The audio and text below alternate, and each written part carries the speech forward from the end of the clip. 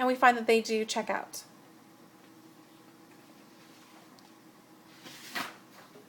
Example number 2, we have 7x plus y equals 13 and 28x plus 4y equals negative 12. When we convert the first equation, 7x plus y equals 13, we get y equals negative 7x plus 13. This tells us that the slope is negative 7 and the y-intercept is 13. 28x plus 4y equals negative 12 becomes y equals negative 7x minus 3. The slope is negative 7 and the y-intercept is negative 3. This would be an inconsistent system with no solution. Because the slopes are the same, but the y-intercepts are different, we know that these lines are parallel. If we were to graph them, they would look something kind of like that.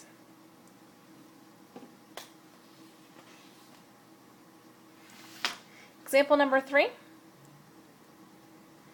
We have 2x minus 3y equals negative 15, and 3 halves y minus x equals 15 halves.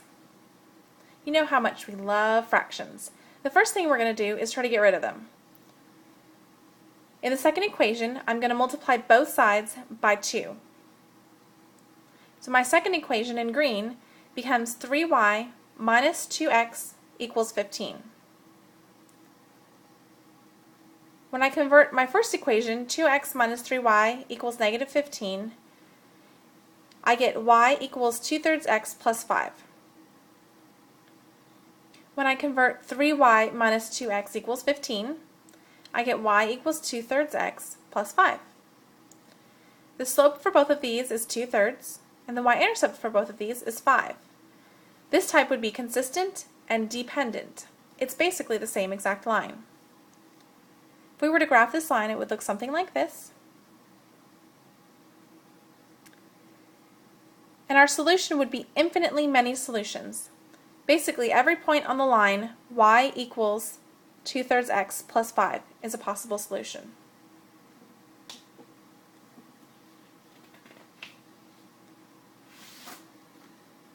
First we covered the graphing method. Now we're going to cover the substitution method to solving systems of equations. In substitution, you solve one equation for one variable and then substitute this expression into the other expression. My first example is x plus y equals 22 and y minus x equals negative 4. I'm going to take x plus y equals 22 and solve for x by subtracting y on both sides.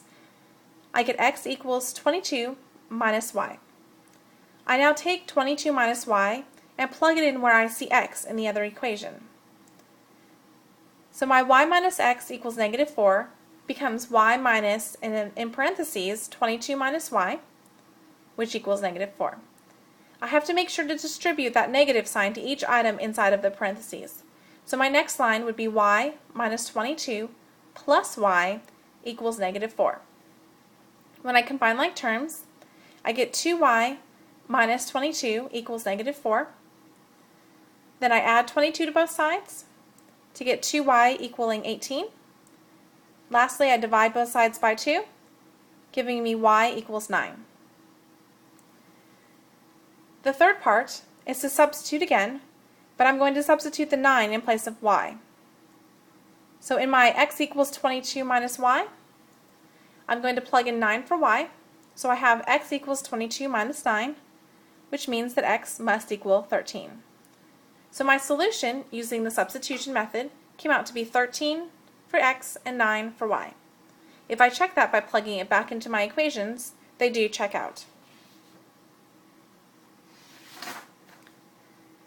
My second example for substitution method is 1/3 x plus 2y equals 11, and x minus 3y equals negative 12. Again, we want to get rid of our fractions, so I'm going to multiply both sides by 3 in my first equation. That produces x plus 6y equals 33. My second equation I'm going to keep as x minus 3y equals negative 12. My first step is I'm going to solve for x. So I subtract 6y from both sides, leaving x equaling negative 6y plus 33. My next step is to take that expression and plug it in place of x in my other equation. So x minus 3y equals negative 12 now becomes negative 6y plus 33 minus 3y equals negative 12.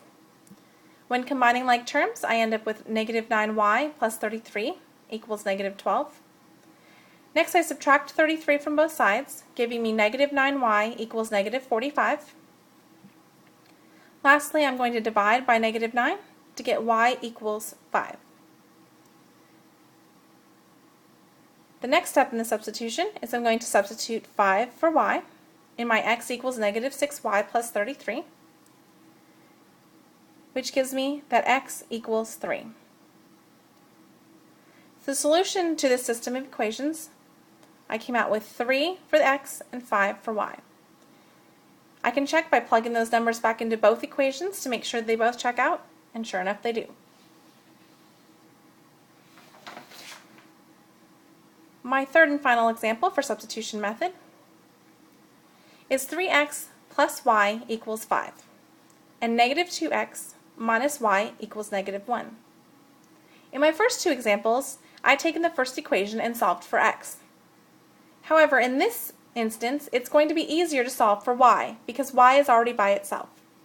So I'm going to subtract 3x from both sides to get that y equals negative 3x plus 5. I'm then going to take negative 3x plus 5 and substitute it for y in the second equation. So negative 2x minus, in parentheses, negative 3x plus 5 equals 1. Again, don't forget to distribute that negative. So negative 2x plus 3x minus 5 equals 1. Combining like terms, I get x minus 5 equals 1. Lastly, I'm going to add 5 to both sides, giving me x equaling 6. My second substitution, I'm going to take that 6 and substitute it in where I have x. So y equals negative 3x plus 5 now becomes y equals negative 3 times 6 plus 5. Negative 3 times 6 is negative 18. Negative 18 plus 5 gives me that y equals negative 13.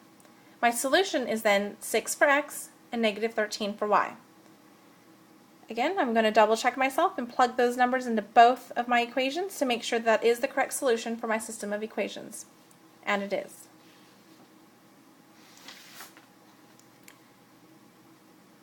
The next way that we learned how to solve system of equations was the elimination method. Note card number 15 was the elimination method. With elimination, you get rid of one of the variables by adding or subtracting equations. You may have to multiply one or both equations by a number to create variable terms that can be eliminated. My first example, I have the system of equations 3x minus 4y equals 1 and 5x plus 2y equals 45. I am going to be multiplying these. The first one is actually okay just how it is. However, I'm going to multiply the second equation by 2. That produces 10x plus 4y equals 90. The reason I did that is because it makes it so that the y's will then eliminate when I add the equations. 3 plus 10 becomes 13. 90 plus 1